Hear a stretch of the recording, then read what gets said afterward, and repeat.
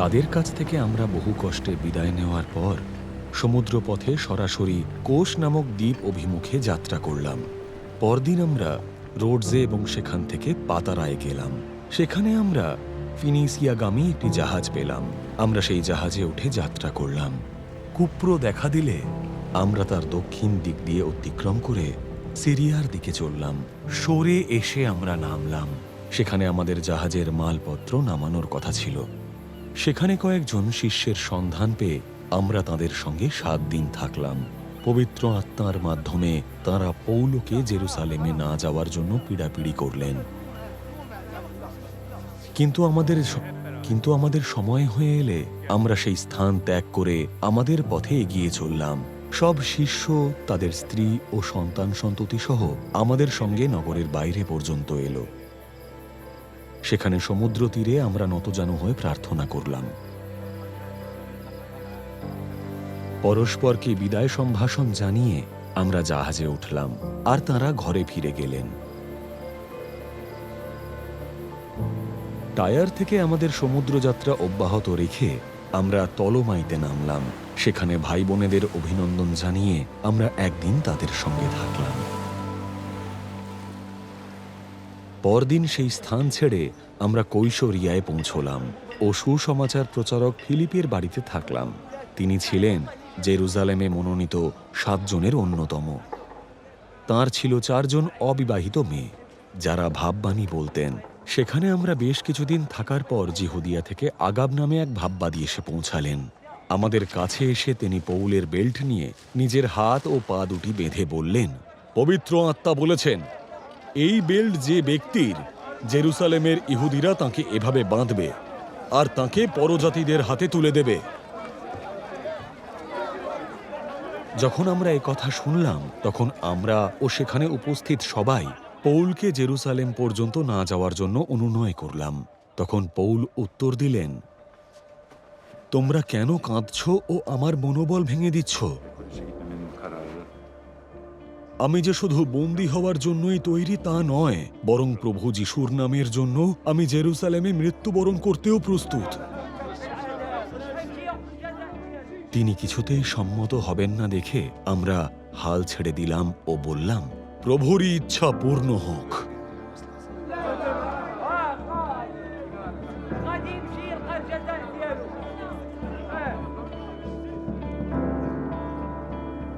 এরপর আমরা প্রস্তুত হয়ে জেরুসালেমের দিকে যাত্রা করলাম।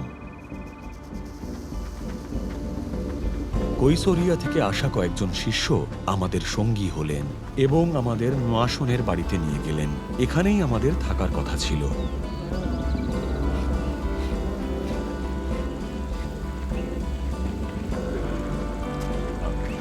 তিনি ছিলেন সাইপ্রাসের মানুষ ও প্রাথমিক শিষ্যদের অন্যতম।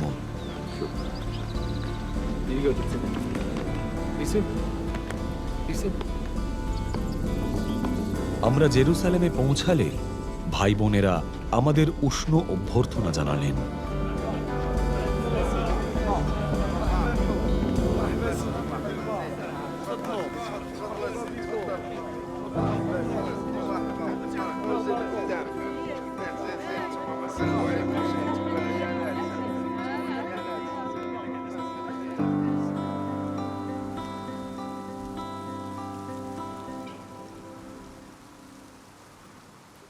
পরদিন পৌলো ও আমরা সবাই জাকবের সঙ্গে দেখা করতে গেলাম।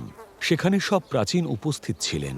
পৌলো তাদের নমস্কার জানিয়ে ঈশ্বর তাঁর পরিচর্যার মাধ্যমে অ-ইহুদিদের মধ্যে কি কাজ করেছেন তার বিস্তারিত বিবরণ দিলেন।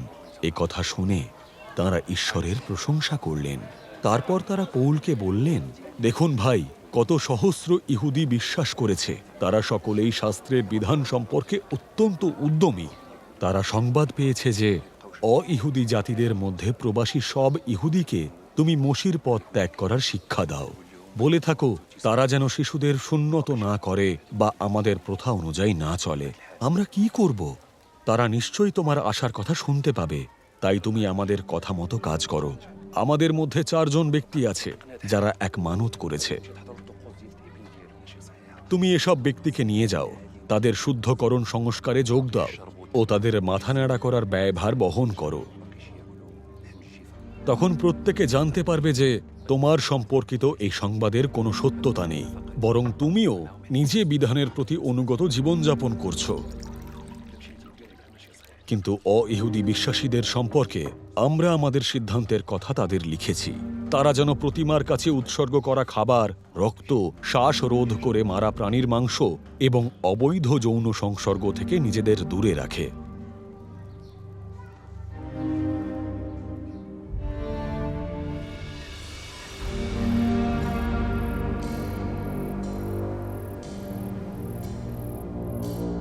পরের দিন পৌল সেই ব্যক্তিদের তাঁর সঙ্গে নিলেন এবং তাদের সঙ্গে তিনি নিজেও শুচিশুদ্ধ হলেন।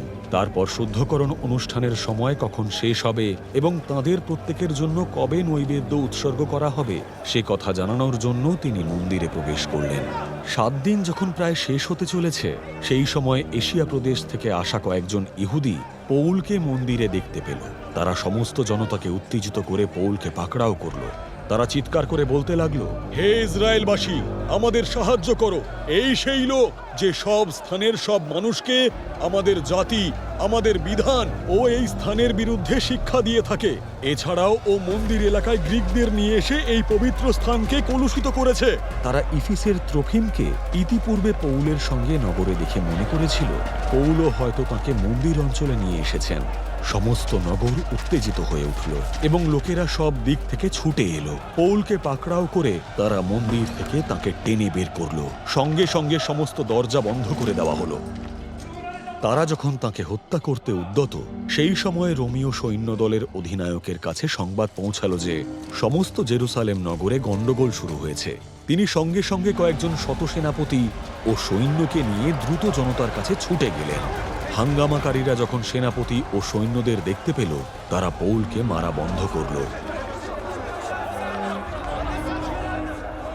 সেনাপতি এগিয়ে এসে তাকে গ্রেপ্তার করলেন ও 2টি শিকল নিয়ে তাকে বাঁধার আদেশ দিলেন।